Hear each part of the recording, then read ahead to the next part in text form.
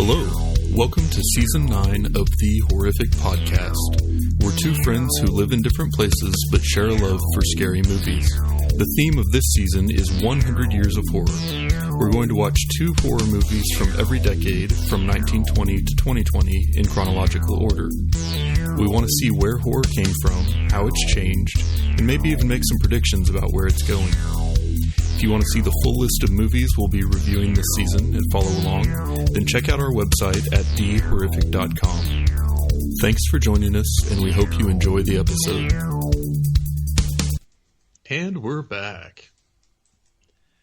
Another episode in Season 9, where we're doing 100 Years of Horror, and today is our second installment of the 1920s, second of two. And we did the movie Nosferatu, which by all accounts should not even exist in the world today, but somehow it survived. Yeah. It's a film that when talking about doing the 100 Years of Horror, we have to add this. It was almost like it needs to be done. Yeah. This one's on pretty much every list ever of essential historic horror movies.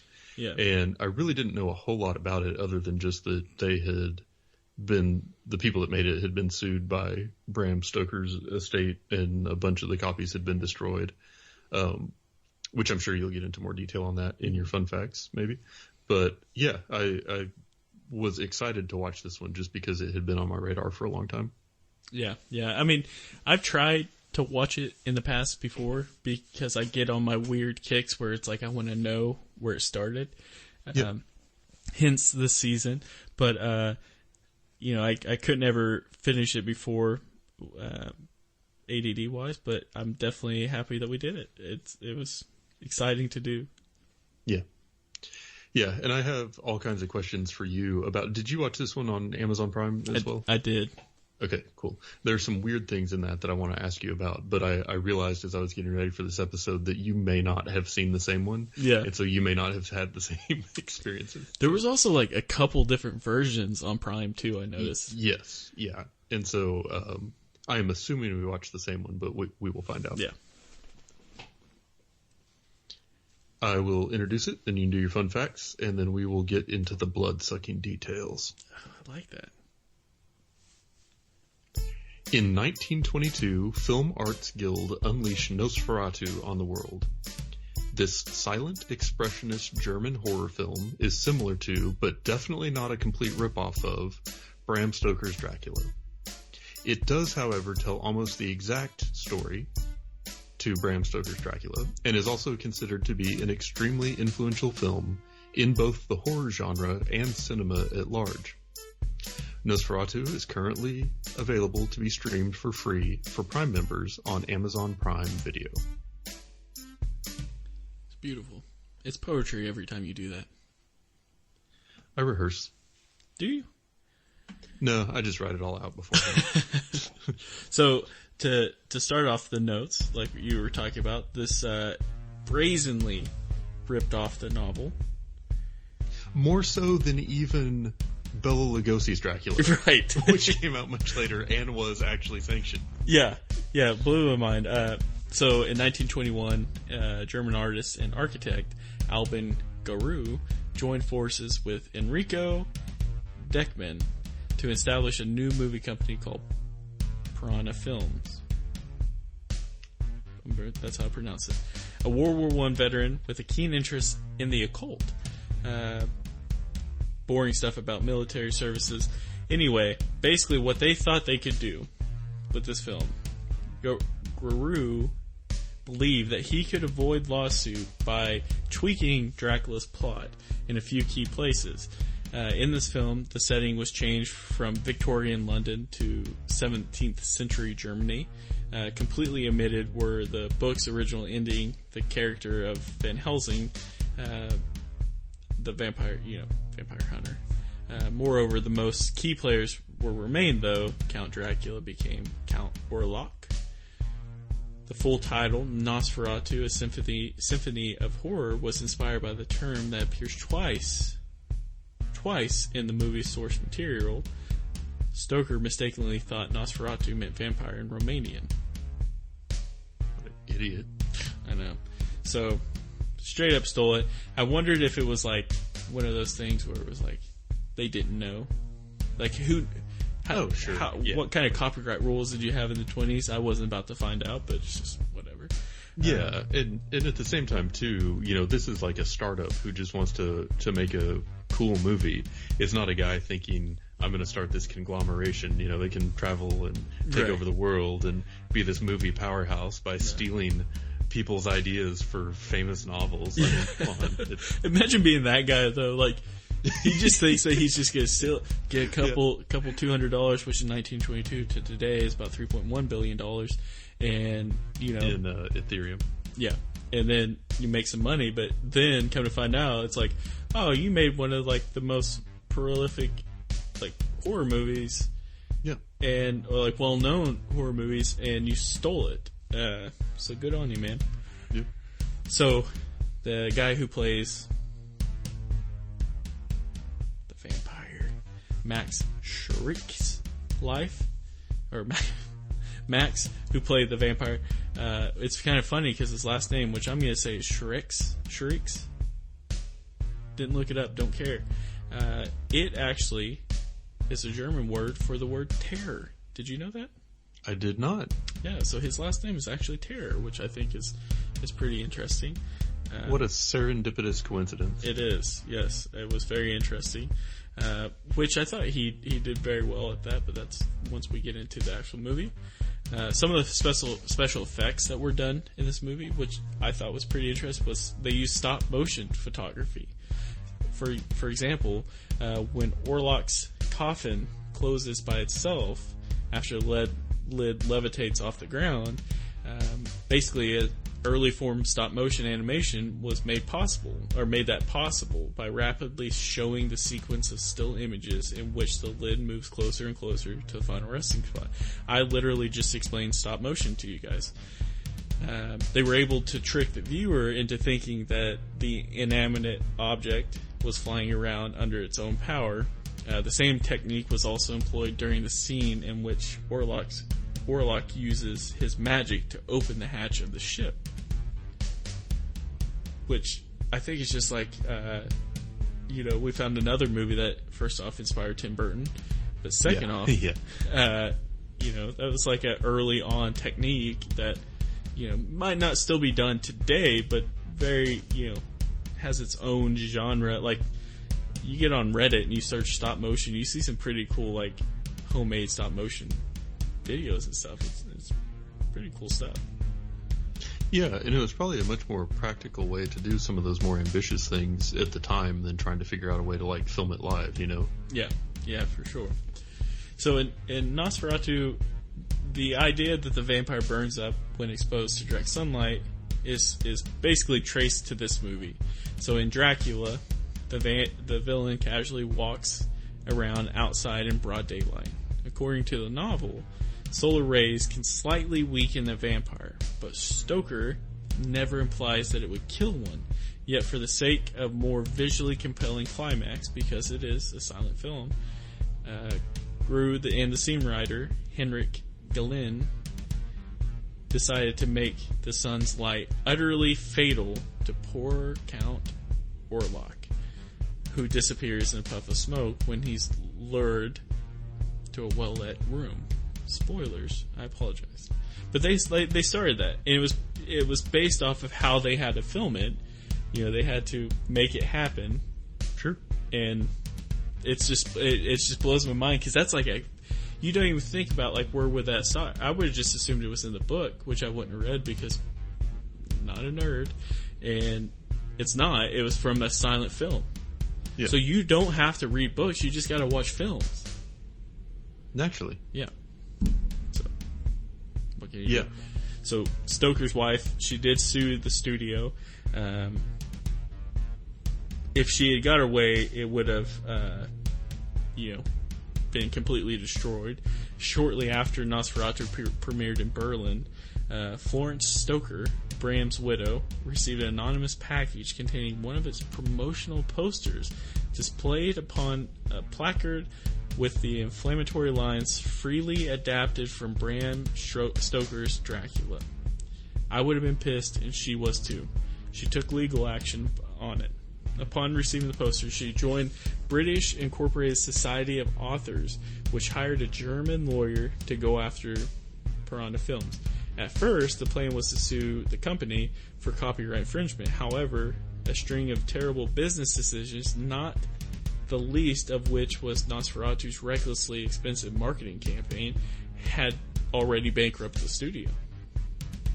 So when it became clear that Stoker would never make a dime off Nosferatu, she did everything in her power to have all the copies of the film destroyed. In 1925, a German court sided with her and ordered that every copy within the nation be burned. Yet, just like Count Dracula, Nosferatu proved very difficult to kill. They should just put it in direct sunlight, dummies. Over the next few years, surviving copies made their way to the US, UK, thus the undead picture haunted Florence Stoker until the end of her days. Before she died in 1937, a handful of screenings took place, usually in the United States, the country of freedom. Stoker relentlessly tracked down wayward copies of the movie and incinerated those that she got her hands on. But despite her best efforts, Nosferatu lived on in form of pirated bootlegs. All right then. I'm just saying. It's come a long way. Like, I feel like this movie had to work hard to survive. It did. And it's kind of cool that it's still available. Yeah. Yeah, for sure. I mean, granted, like, as an artist, I could see the frustration of like, hey, that's my shit. Like, yeah. Anyway, but you just got to license it. You just got to get your cut. That's all that matters. That's a good point. Yeah. But yeah, I don't know. So this one to me was interesting, kind of doing our week over week comparison, because it was just so much more realistic than the Cabinet of Dr. 100%. Caligari. And I know that was Caligari, that was like a deliberate choice to make it the more kind of weird manufactured background. But it was just kind of striking to me after watching that to watch this one that was filmed in actual buildings or on streets and landscapes with it felt a lot less like a play because of that. Like, it didn't feel like they were just on a stage set the whole time. Yeah. But the acting was still very exaggerated and theater-like. Yeah, that's what I was kind of thinking. So when I looked it up on Amazon Prime, it actually said the date was 1929, and I was like getting confused because there's like different dates, like for the different versions of this film. Well, I get why now, because it's all pirated and right. But once you actually look it up, so initially when I watched this and I saw 1929 and I knew that it was early 20s for Dr. Caligari, it was like, oh, okay, well, it made a huge difference, almost decade of film techniques and stuff. And then it was like, oh no, this is like right, like this is at the same time basically that was going on, film wise. It's like, it was just two different styles. So it made me appreciate the Cabinet of Dr. Caligari a little bit more. But then it made me really appreciate this because it was like some of the scenes, like the outside shots and stuff, I was like, that looks really good. Yeah. Now, they also did the same techniques from Dr. Caligari with, like, there were a couple scenes that was, like, obvious painted background. It looks like you're looking out the window at a mountain, but you're not. Yeah, right. But, or buildings that aren't straight. Yeah, yeah. And it's like, hey, that's, it is what it is. They did with what they got. Or they, dealt with the hands they were given. And made a film out of it. That lasted 100 freaking years. Yeah. Yeah, and I mean, so something I'm curious about is in your version, did the name Orlok ever come up? Mine said Count Dracula. Mine did too. Yeah. So and mine had Dr. Van Helsing was in it. Oh. Did yours have that? It's like the professor that was teaching about the plants? If it did, I missed it. Okay, so there are some things that I had also read, like you said in your facts, about the changes between this movie and the original source material that were back. And so I was trying to figure out at what point, because you can change, obviously, fairly easily, like those little text placards in between the shots. Yeah. And I'm curious at what point that happened. Like, at some point, was there were people just like, it might as well be Dracula. It'll get more traction in my local theater if people connect it to that, so they just like overwrote some of it or something, or or is that a thing that where Amazon now, as part of the licensing and settling with Bram Stoker's estate, are splitting profits and putting in actual character names or what? I don't know what the story behind it is, but it was just really interesting to me because the version of this movie that I watched was just laughably ripping off the novel. And so then hearing that they thought they could get away with it by making some minor changes, I was like, really? But when I went back and read more about it, I was like, okay, there are definitely some deliberate changes that were made in the original movie that were not present in the one that I watched. And so it's just kind of an interesting thing to think about. But then another thing I thought that was really interesting, both with Dr. Caligari and this movie, or the music that was associated. Because at the time of silent films, I mean, they were called silent films because they were actually silent. And they would have like a live organist or musicians in the theater playing music to accompany it. And so by virtue of having the music bundled with the film, both last week and this week, it's almost like not a true representation of what watching it at the time would have been like, because the originals of these movies were not bundled with that music. It was kind of up to the interpretation of like the local theater musician. And so that one of my biggest complaints with this movie was I thought that the music was very perfect through about the first half of it. Yes. And then from about the time the boat landed on, it was just wildly not fitting any of what the visuals of the movie were doing. Did you have the same experience? Absolutely. Yeah, mine wasn't when the boat landed. It was when it was on the boat. Like there was almost like this dream sound that was made like a... Yes. It was like, wait, that's... Oh, wait, it was almost like they went from like a minor key to a major, like where, minors are always sad, or different, sad sound. It was like, wait, what the heck just happened? Like he's on the, come on, like they just died.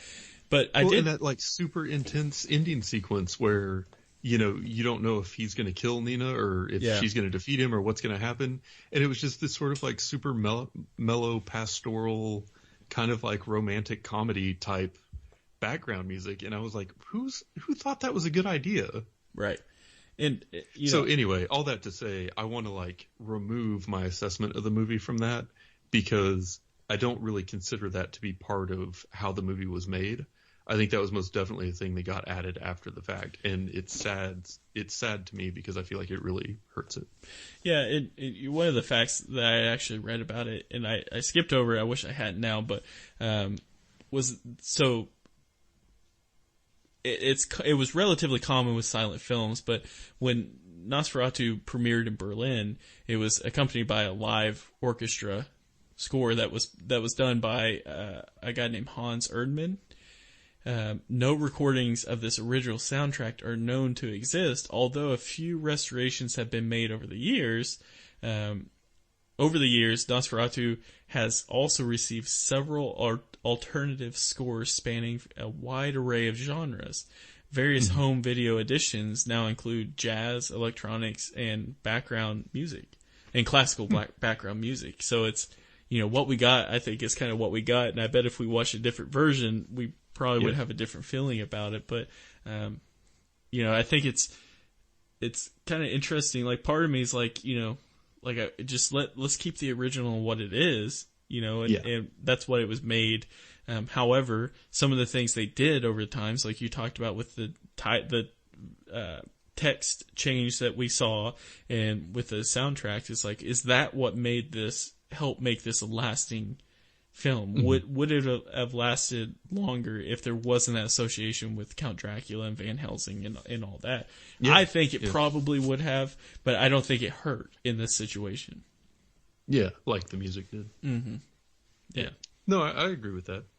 And but if you're relying on music so much because that's what you're listening to the whole thing, it needs to be on point.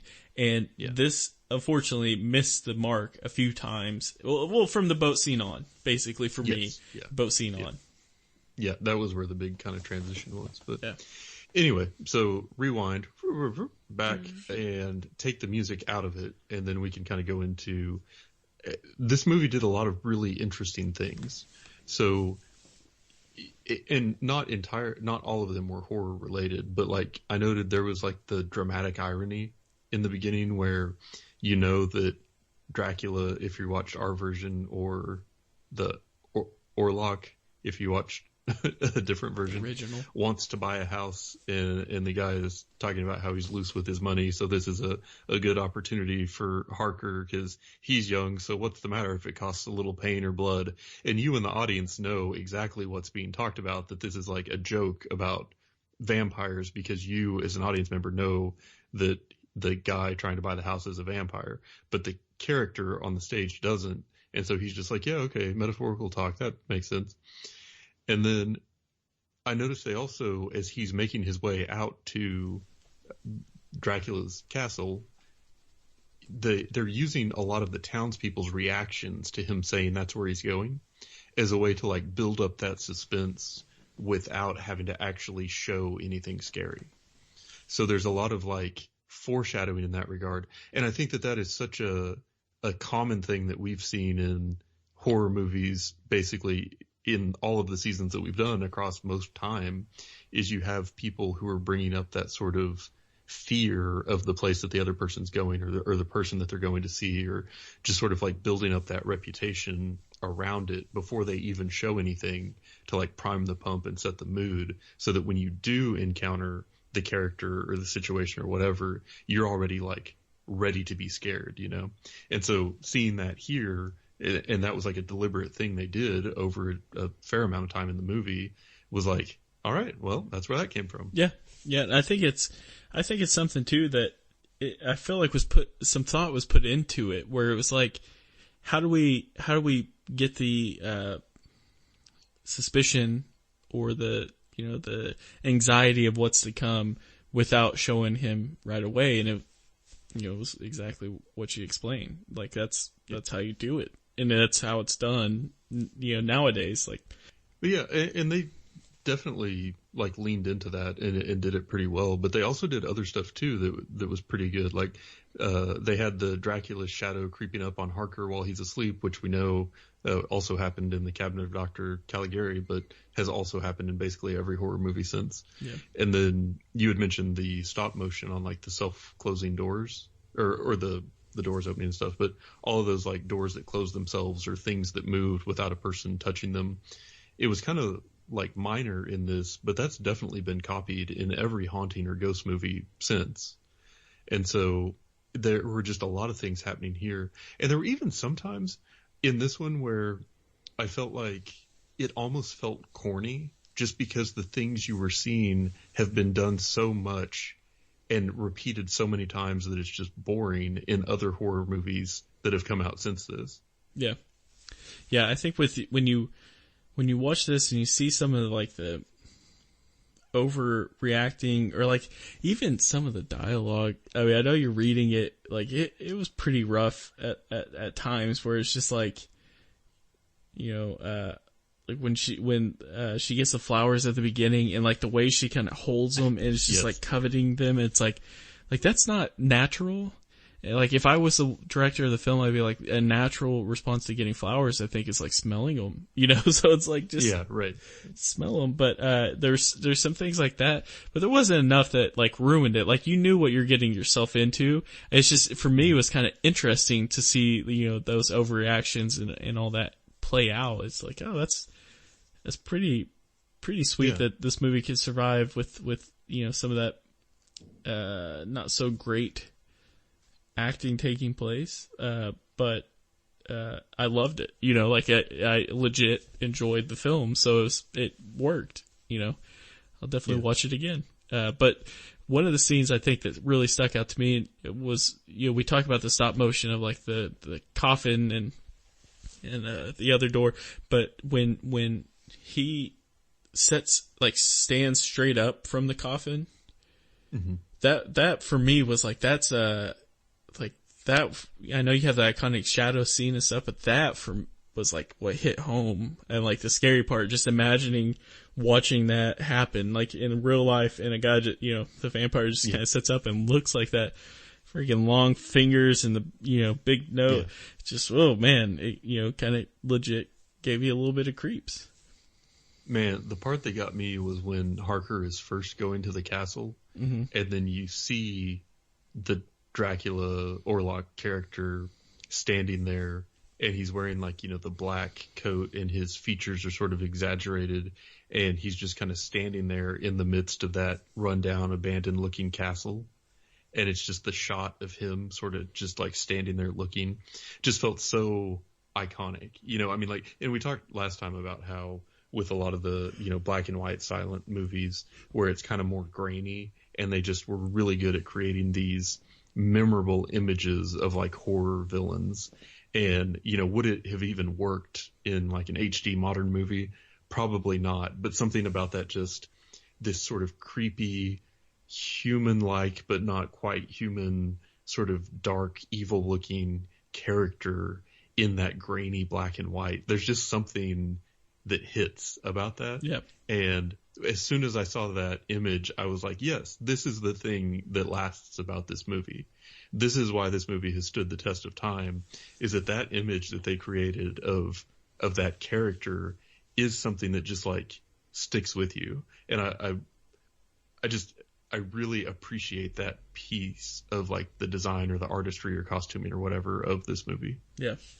Yeah, I mean, I think it's also kind of crazy to think about like the way that the movie turned out. Which one of the things I was reading was that that Count Orlok Dracula doesn't appear until 21 minutes into the film, and I think the film was only like an hour and 19 or 20 minutes long. So basically that 20 minutes is cut out, and just kind of crazy to think about like the build up and the anticipation is, and they didn't do it for just a few minutes. Like they made you last a good section of the film, and it worked. Like we talked about before, they invested that time in like building it up to going to it, so that you were kind of ready to see him, but also knew that he was dangerous and evil and everything else, which made it that much more impactful when they did finally show him. Yeah. But anyway, so there was a lot of stuff that I liked. I enjoyed the imagery of it. Obviously, I thought a lot of the story and stuff was interesting. I did not. Basically, from the time they got on the boat, it felt like it became much more like narrative driven, and a lot less stuff actually happening on the screen that was interesting until the very end. So I'm not gonna lie, it kind of had like a big lull for me in maybe like from 70% in to 90% in. But then it kind of picked back up a little more at the end.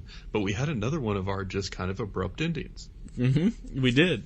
I loved it. It's like Nina goes to confront the vampire. It works. Everyone is okay. The end. Yeah. And I will say that, judging the two movies from the 1920s against each other, I like Caligari's ending better. It's just like, no, the guy you were kind of cheering for the whole time is just crazy. The end. Yeah. Yeah, I think as far as, comparing the two, I felt like this one had like, even though it was 100 years old, it felt more crisp in some of the scenes, whereas Dr. Kill was kind of hard and fuzzy. Like you mentioned, you couldn't read the note. Like I couldn't read that either. But like you said, it was like once, like the last bit of the movie was just, it almost seemed rushed in a way, where it was like, I agree. she realizes what she has to do. She goes, looks out the window, she faints. I mean, it's just like bam, bam, bam. And it's like, wait, what? Like what just happened? And then you don't get anything. It's just done. And you're like, okay, like here we go. Like, I immediately pulled up the Wikipedia page and read the ending of the plot synopsis, because I was just like, wait, did I miss something? Yeah. It's like we talk about, is you're taking notes while you're watching these movies, especially with a silent one, where so much of it is reliant on you watching and catching like dialogue or these like quick kind of transition type scenes. It's really easy to miss something. And I was like, wait, what did I miss? And I was like, oh, nothing. It just really does end that way. So Yeah. Yep. So this obviously, the way it ties into horror is because it's one of the first vampire films. Yeah. But it's not the like first, said, but it's one of the first. Yeah, and this one definitely established a lot of the sort of vampire tropes, a lot of the rules about interacting with vampires, I guess, and adding like a visual element to that, I think played a really big influence in how they would be depicted in movies moving forward. Well, it's crazy to think about, too, is the first two movies that we picked, which were random, just based off of the names and the history of them, are both German films, too. Like, that's pretty crazy to think about. It seems like we're almost, the United States was almost behind in the times as far as that comes along. Well, yeah, that, and then also, I feel like you were probably just trying to give them as much exposure as possible, because the German movies probably got pretty problematic in like the 30s and 40s. That's true. Yeah. I can't remember what happened then, but something did.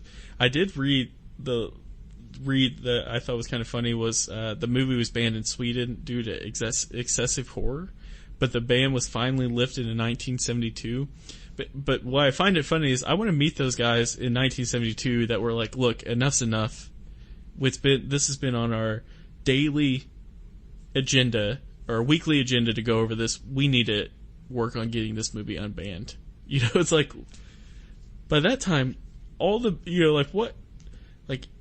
Taxi was out. Like, Taxi, yeah. It's like, what the heck? Like, Taxi Driver, it's just like, that's when you decide in 1972?